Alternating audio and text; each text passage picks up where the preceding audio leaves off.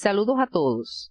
La imagen muestra una orquesta compuesta por un gran número de músicos que logran una armonía en las piezas interpretadas. A cada uno de ellos le corresponde un lugar determinado dentro del grupo, que depende del instrumento que toquen.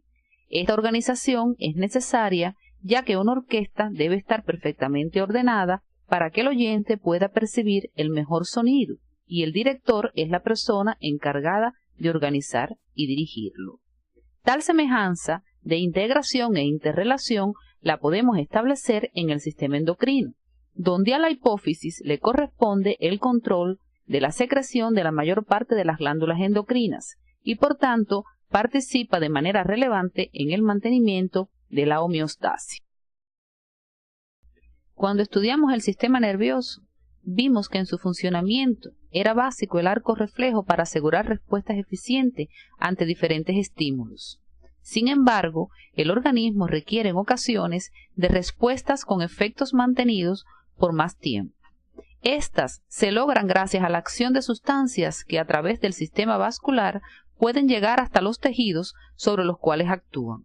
Las estructuras encargadas de producir tales sustancias constituyen el sistema endocrino, que comenzaremos a estudiar en el día de hoy. El estudio de estos contenidos les permitirá explicar las características morfofuncionales de las glándulas hipófisis y tiroides e interpretar las manifestaciones producidas por las alteraciones de la secreción de las hormonas STH y tiroideas, teniendo en cuenta los defectos del desarrollo embrionario, las acciones fisiológicas y los mecanismos de regulación de su secreción, siguiendo las orientaciones que te ofrece el CD para lograr un aprendizaje activo de gran utilidad en tu futura práctica profesional, lograrás tus objetivos.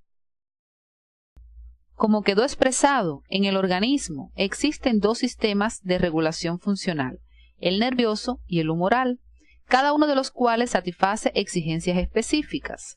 Los sistemas nervioso y endocrino, encargados de la misma, requieren de una estrecha coordinación entre sí para un funcionamiento armónico del organismo.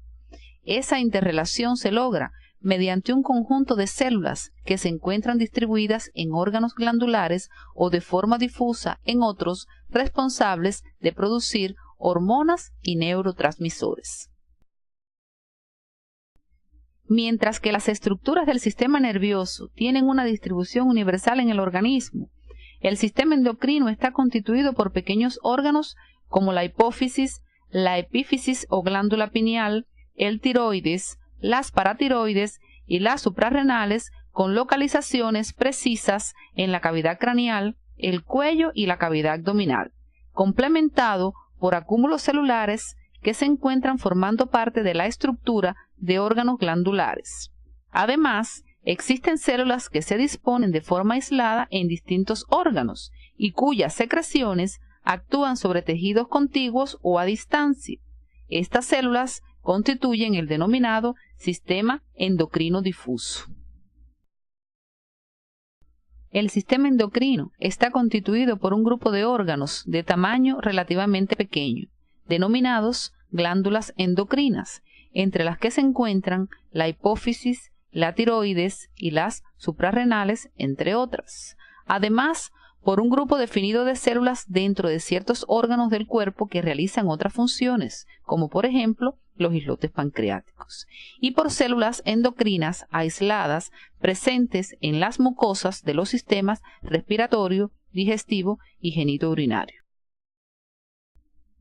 En esta actividad nos ocuparemos del estudio de las glándulas endocrinas, las que a pesar de sus diferencias en la forma, dimensiones y localización, poseen características morfofuncionales comunes entre las que se encuentran, carecen de conducto excretor, por lo que su secreción es vertida directamente al sistema vascular. Tienen una red vascular sanguínea alrededor de la cual están situadas las células glandulares para verter su secreción directa o indirectamente a la sangre. Poseen dimensiones relativamente pequeñas. La más voluminosa es la glándula tiroide, que pesa aproximadamente unos 35 gramos como promedio. Sus productos de secreción, denominados hormonas, se vierten en los líquidos corporales y se relacionan con las células y tejidos de diferentes localizaciones en el organismo, sobre los cuales ejercen una actividad fisiológica específica a pesar de su teniendo concentraciones en sangre, manteniendo la homeostasis. Y además responden al modelo general de órgano macizo, por lo que están constituidas por estroma y parénquima. El estroma está constituido por una cápsula de tejido conectivo denso y de grosor variable que envuelve al órgano. Los tabiques son divisiones de tejido conjuntivo que parten de la cápsula y dividen al órgano en territorios más pequeños llamados lóbulos y lobulillos, y el tejido intersticial, el cual es un tejido conjuntivo laxo, rico en capilares sanguíneos y linfáticos, que realiza funciones de sostén, defensa, nutrición y transporte. Por su parte, el parénquima está formado por las células especializadas en la secreción de hormonas que se disponen en forma de cordones, masas o acúmulos y folículos. Esta disposición se debe a las relaciones espaciales entre las células glandulares y el tejido conjuntivo intersticial. Los acúmulos son grupos de células que adoptan una forma más o menos redondeada, rodeados por tejido conjuntivo intersticial que separa un grupo de otros. Los cordones son hileras de células con una o dos células de espesor, pueden ser anchos o estrechos, cortos o largos, radiales o paralelos, de acuerdo con la estructura de la glándula de que se trate. Y en los folículos, las células se disponen como una membrana epitelial simple cúbica, que forma la pared de una estructura esférica, que presenta una cavidad central llena de una sustancia llamada coloide.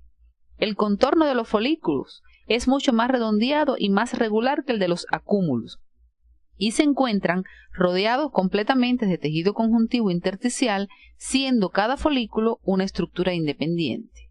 Un ejemplo de glándula donde sus células se disponen formando acúmulos o masas y cordones es la hipófisis, que será estudiada a continuación.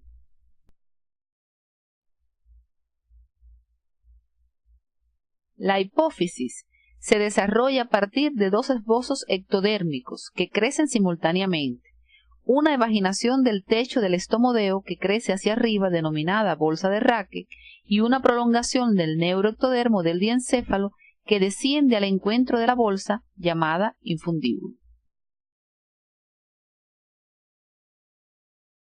Hacia el final del segundo mes, la bolsa de Raque pierde su conexión con la cavidad bucal y se halla en íntimo contacto con el infundíbulo. En el curso del desarrollo, las células de la pared anterior de la bolsa de Raque proliferan rápidamente y forman la adenohipófisis. Una pequeña prolongación de ese lóbulo, la pars tuberalis, crece a lo largo del tallo del infundíbulo y por último lo rodea. La pared posterior de la bolsa de Raque se convierte en la parte intermedia y el infundíbulo da origen al tallo y a la neurohipófisis. Las glándulas endocrinas, aunque son independientes desde el punto de vista morfológico, mantienen una interrelación fisiológica por la acción de sus hormonas. En este sentido, merece ser mencionada en primer lugar la hipófisis, la que en gran medida regula la actividad de la mayor parte de las glándulas endocrinas, manteniendo una relación muy estrecha con el sistema nervioso, características que les permiten realizar un control neurohumoral integral de las funciones orgánicas. Situada en la base del cráneo, en la silla turca del efenoides, la glándula parece colgar del hipotálamo con el que mantiene relaciones vasculares y nerviosas. Es una glándula pequeña de forma ovoide, con dos lóbulos, anterior y posterior, también denominados adenohipófisis y neurohipófisis respectivamente, e importantes relaciones topográficas que, entre otras, permiten su estudio en el individuo vivo. En esta imagen pueden apreciar la constitución de la hipófisis. Es notable que el lóbulo anterior es más voluminoso que el posterior. Una prolongación del mismo se extiende hacia arriba y rodea incompletamente al infundíbulo y a la eminencia media, recibiendo la denominación de porción tuberal, mientras que una pequeña porción situada en la parte posterior del lóbulo anterior, se denomina porción intermedia. El lóbulo posterior es menos voluminoso y recibe los axones procedentes de los núcleos supraópticos y paraventriculares del hipotálamo.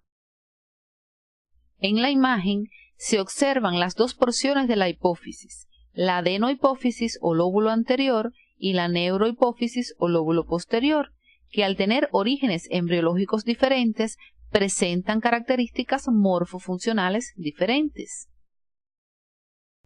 Como todo órgano macizo, la hipófisis está constituida por estroma y parénquima.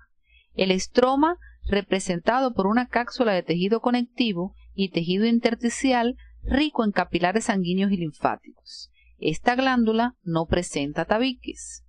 El parénquima, por su parte, está constituido en la adenohipófisis por un conjunto de células secretoras de hormonas dispuestas en cordones y acúmulos en estrecha relación con los capilares sanguíneos, mientras que en la neurohipófisis está constituido por los axones amielínicos de las neuronas de los núcleos supraópticos y paraventriculares del hipotálamo y los pituicitos como células de sostén.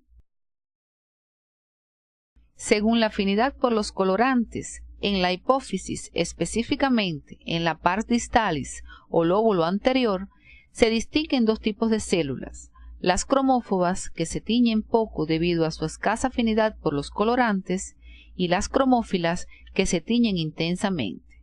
Estas últimas son de dos tipos: las acidófilas, que tienen afinidad por los colorantes ácidos, dentro de las que se encuentran las células mamotrópicas, que secretan la hormona prolactina o LTH, y las somatotrópicas, que secretan la hormona del crecimiento o STH. Por su parte, las células basófilas tienen gran afinidad por los colorantes básicos. Dentro de este grupo se encuentran las células gonadotrópicas, que secretan las hormonas folículo estimulante o FSH y luteinizante o LH, las tirotrópicas, que secretan la hormona estimulante de la glándula tiroides o TSH, y las adrenocorticotrópicas, que secretan la hormona adrenocorticotrópica o ACTH. En esta imagen están observando una porción de la adenohipófisis, donde se aprecian las células acidófilas intensamente teñidas de un color naranja, las células basófilas de un color azul y las células cromófobas con un citoplasma escasamente coloreado. Es importante que ustedes en su estudio independiente y siguiendo las orientaciones del CD de la asignatura y las de su profesor, profundicen en las características morfofuncionales de los tipos celulares referidos anteriormente. En esta microfotografía óptica de la glándula pueden apreciar la pars intermedia, la que en el hombre ocupa aproximadamente el 2% de la hipófisis. Posee límites imprecisos y separa la adenohipófisis de la neurohipófisis. La hormona secretada por esta parte de la hipófisis es la hormona estimulante de los melanocitos o MSH. En su estudio independiente deben profundizar en las características de esta región de la hipófisis siguiendo las orientaciones que aparecen en su CD.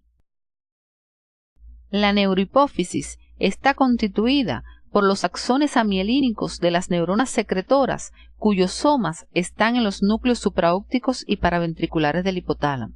Además, presenta fibroblastos, mastocitos y células gliales denominadas pituicitos y numerosos vasos sanguíneos.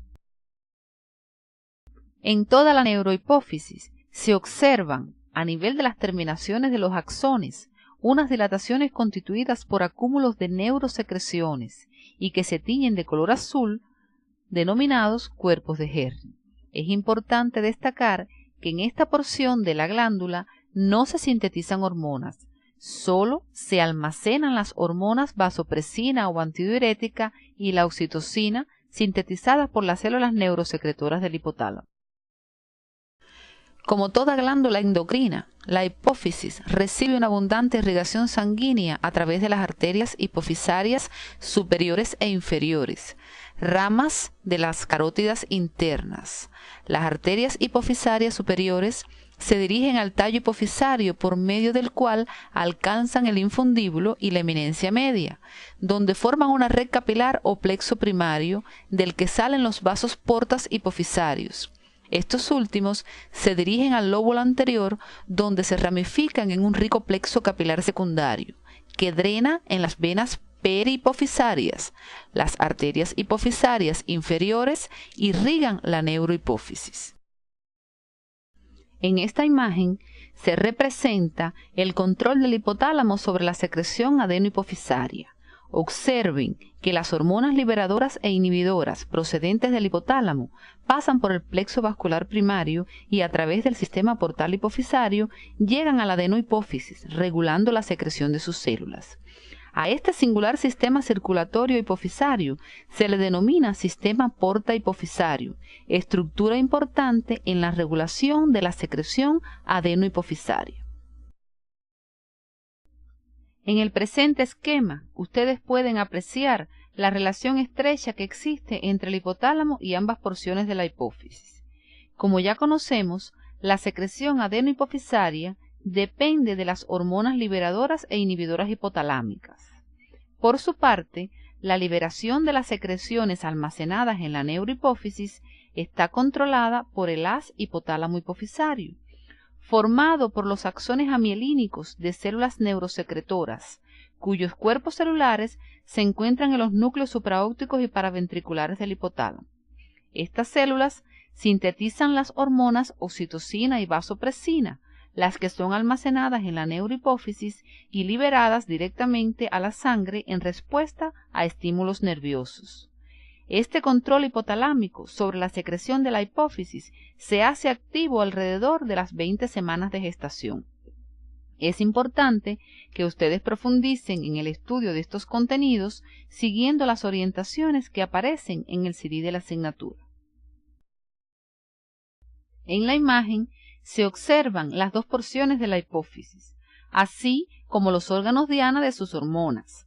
La neurohipófisis libera las hormonas antidiurética y oxitocina, mientras que la adenohipófisis produce y libera las gonadotrópicas, folículo estimulante y luteinizante, que ejercen sus acciones sobre las gónadas, la estimulante del tiroide o TSH, la adenocorticotropa o ACTH y la hormona del crecimiento STH o GH, entre otras.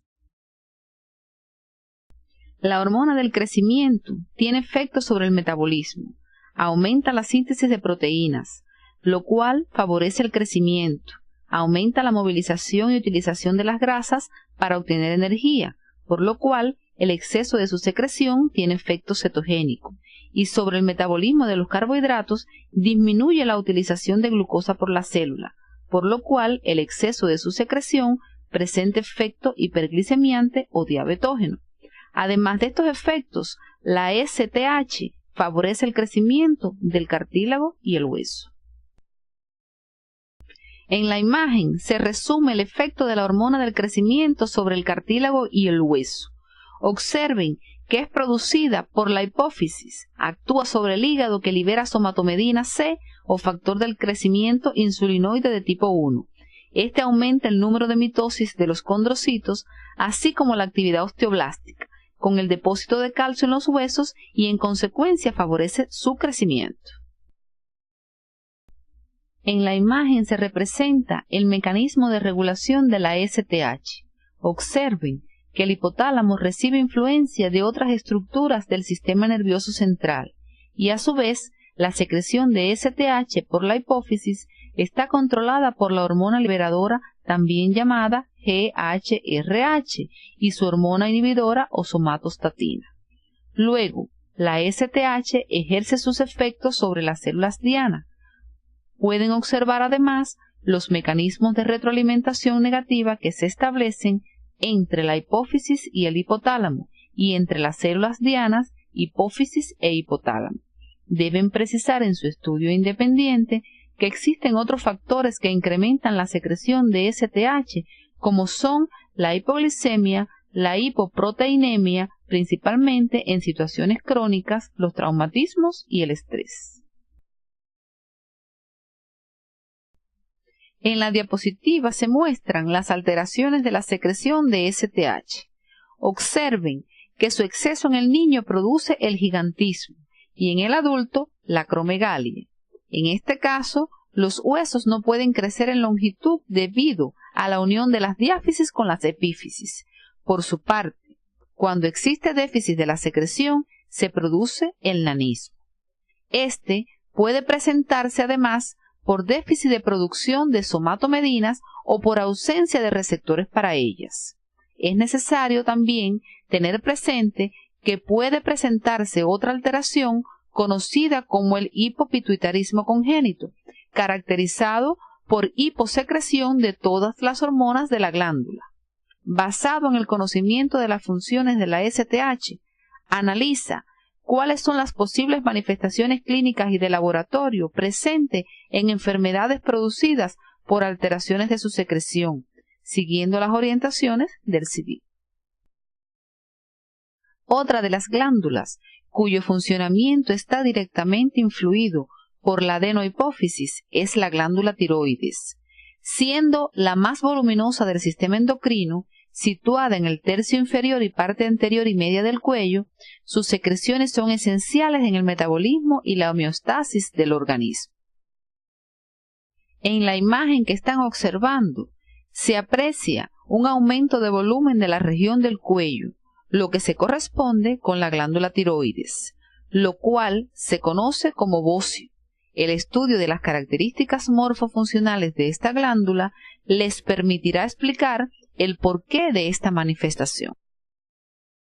La glándula tiroides aparece como una proliferación epitelial del suelo del endodermo faríngeo, sitio que en etapa ulterior corresponde con el agujero ciego, estableciéndose una inducción epitelio-mesénquima entre el epitelio endodérmico y el mesénquima de los arcos branquiales que origina el divertículo tiroideo.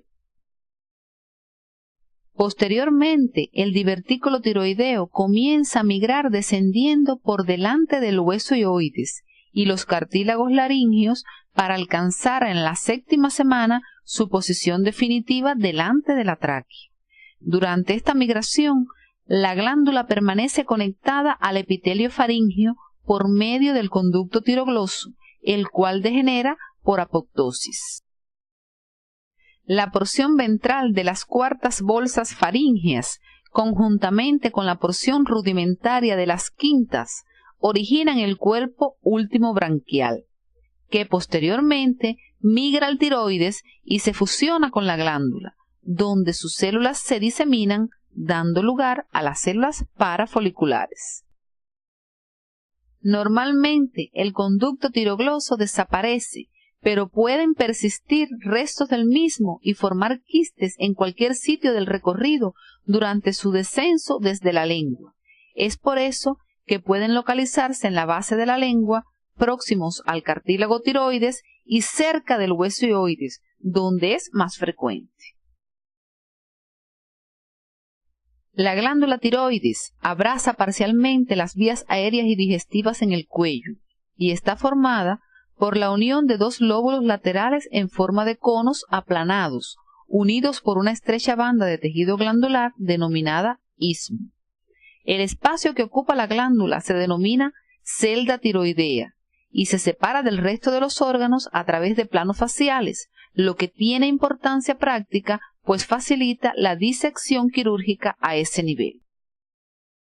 La situación superficial de la glándula, solo cubierta en su parte anterior por finos planos musculofaciales y cutáneos, facilita el examen de la misma en el vivo. En condiciones normales, la glándula es discretamente palpable, pero su silueta no es visible a través de la piel.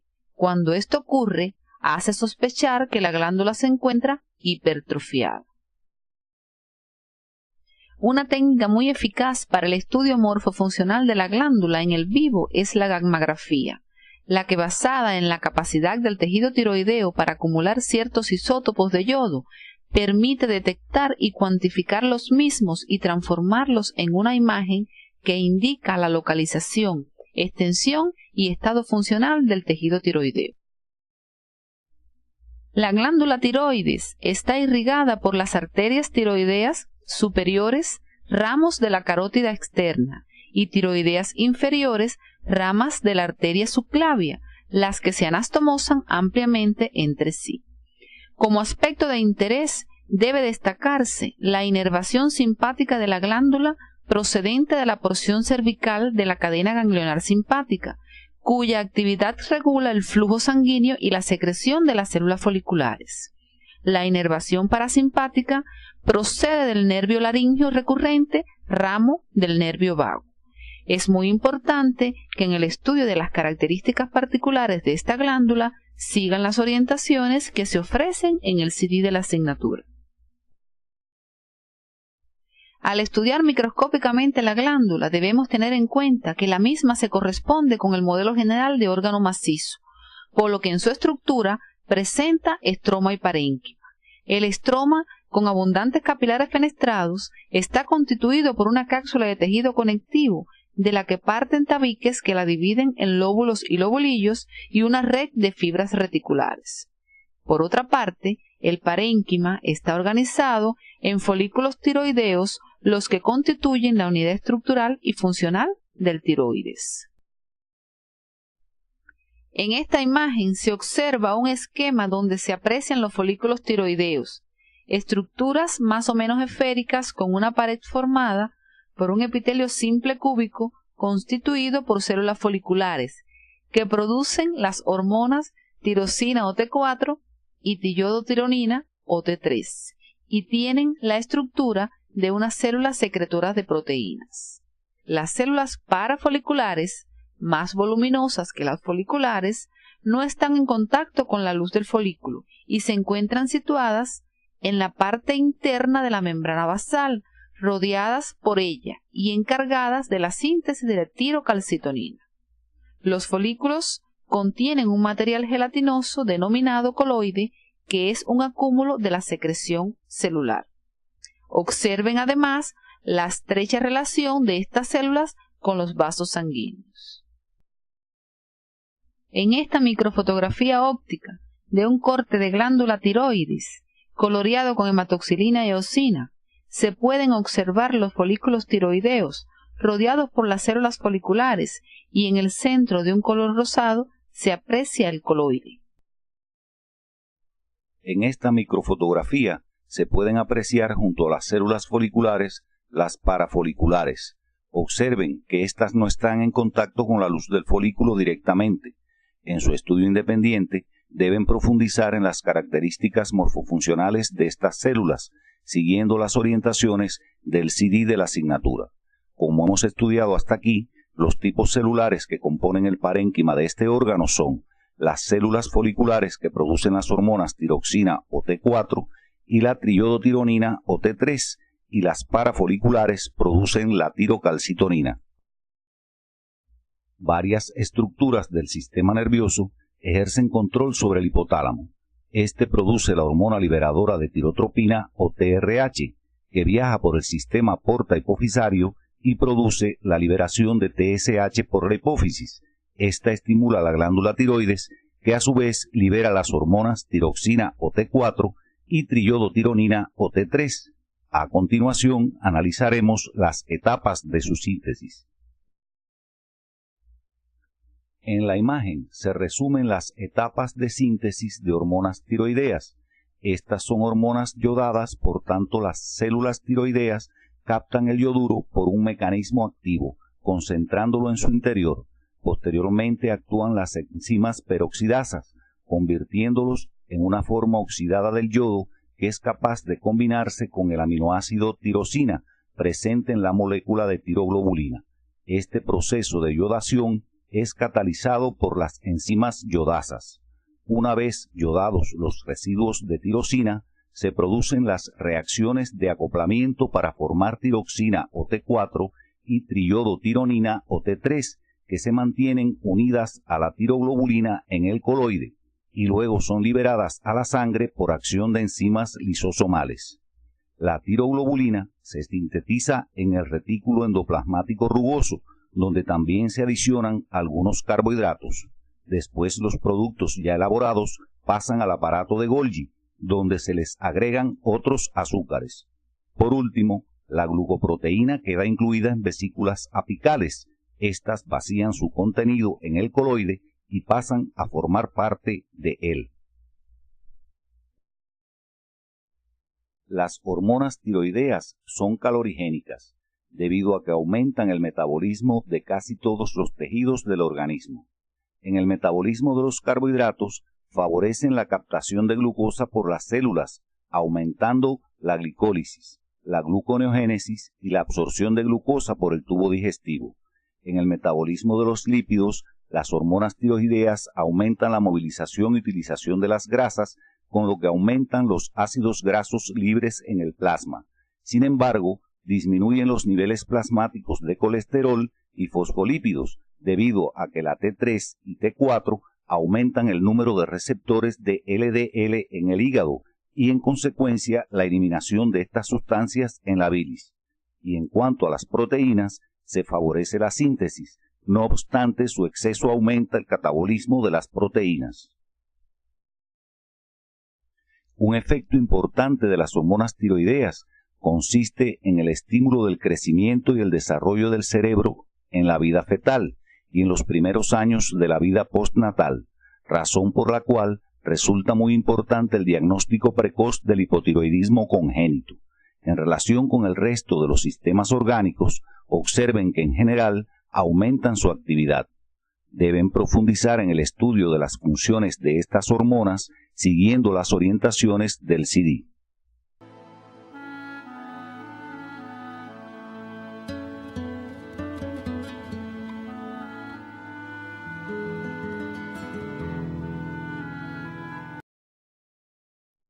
En la imagen se representa el mecanismo de regulación de la secreción tiroidea. Observen que el sistema nervioso ejerce influencias sobre el hipotálamo. A este nivel se libera la hormona liberadora de tirotropina, que ejerce su acción sobre la adenohipófisis y aumenta la secreción de TSH o la hormona estimulante del tiroides. Esta actúa sobre su órgano blanco, estableciéndose un mecanismo de retroalimentación negativa sobre la hipófisis, que regula su propia secreción, a la vez que aumenta la secreción de T3 y T4, que ejercen retroalimentación negativa sobre la hipófisis y sobre el hipotálamo. Deben profundizar en su estudio independiente otros factores no hormonales como el frío y el estrés, que incrementan la secreción de las hormonas tiroideas. En la diapositiva se muestran las alteraciones de la función tiroidea. En el hipotiroidismo existe una disminución de la secreción de T3 y T4. Si se produce en el niño, se afecta sobre todo el crecimiento y maduración del sistema nervioso, con el consiguiente retraso mental. En el hipertiroidismo, las manifestaciones clínicas obedecen al incremento de las acciones de la T3 y T4. Después de estudiar las acciones fisiológicas de las hormonas T3 y T4, así como los mecanismos de regulación de su secreción, puedes predecir las manifestaciones clínicas o de laboratorio que se presentan en las mismas. Debes seguir las orientaciones del CD.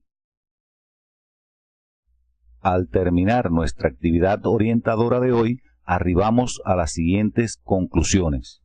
Las glándulas endocrinas son órganos macizos y presentan estroma y parénquima. En el epitelio glandular endocrino, las células se disponen formando cordones, acúmulos y folículos. La hipófisis, localizada en la silla turca, se origina a partir de dos estructuras ectodérmicas diferentes. Esto explica las características morfofuncionales particulares de la adenohipófisis y la neurohipófisis. El hipotálamo, a través del sistema porta-hipofisario y mediante hormonas liberadoras e inhibidoras, controla la secreción de la adenohipófisis y a través del haz hipotálamo hipofisario la liberación de las hormonas de la neurohipófisis. Las hormonas STH y tiroideas ejercen acciones sobre el metabolismo de glúcidos, lípidos y proteínas, además de otras relacionadas con órganos y sistemas. El tiroides, derivado del endodermo, alcanza su posición anatómica definitiva desde la 7ª semana del desarrollo, en la parte anterior y media del cuello por delante de la tráquea y la laringe. La regulación de la secreción de STH y hormonas tiroideas se efectúa a través de mecanismos de retroalimentación negativa donde participan el hipotálamo, la hipófisis y sus células diana. Las alteraciones de la secreción de las glándulas hipófisis y tiroides provocan alteraciones de las funciones en los órganos blancos que explican sus manifestaciones clínicas. Se aprecia cómo las hormonas liberadoras e inhibidoras pasan a los vasos porta-hipofisarios que conducen la sangre a la adenohipófisis donde controlan su secreción. Una de las hormonas liberadas por esta parte de la glándula es la adrenocorticotropa, cuya glándula blanco es la corteza suprarrenal. Sus características morfofuncionales serán objeto de nuestra próxima actividad orientadora.